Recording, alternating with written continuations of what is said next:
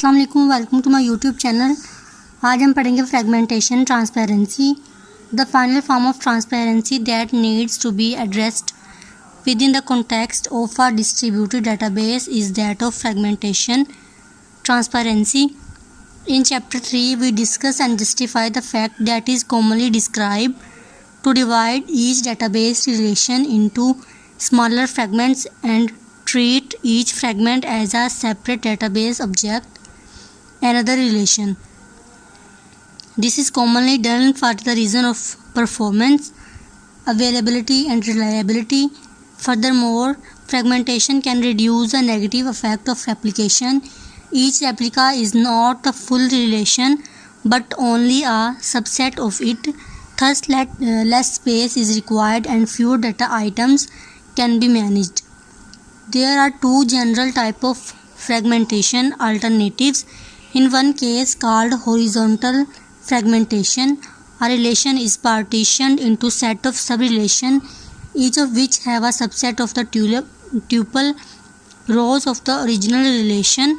The second alternative is vertical fragmentation, where each sub-relation is defined on a subset of the attribute of the original relation. When database objects are fragmented, we have to deal with the problem of handling user queries that are specified on entire relations but have to be executed on sub-relation. In other words, the issue is one of finding query processing strategy based on the fragments rather than the relations. Even though the queries are specified on the latter, typically this requires a translation from what is called a global query to several fragment queries. Since the fundamental issue of dealing with fragmentation transparency is one of query processing, we defer the discussion of techniques by which this translation can be performed until chapter 7. Who should provide transparency? In previous section we discussed various possible form of transparency within a distributed computing environment.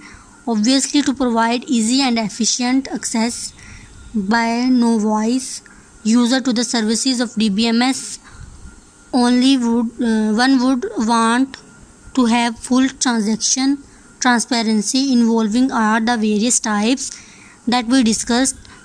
Nevertheless, the level of transparency is inevitable, a compromise between ease of use and the difficulty and overhead cost of providing high level of transparency. For example, Gray argues that full transparency makes the management of distributed data very difficult and claims that applications coded with transparent access to the geographically distributed database have poor manageability, poor modularity, and poor message performance. He proposed a remote procedure call mechanism between the requester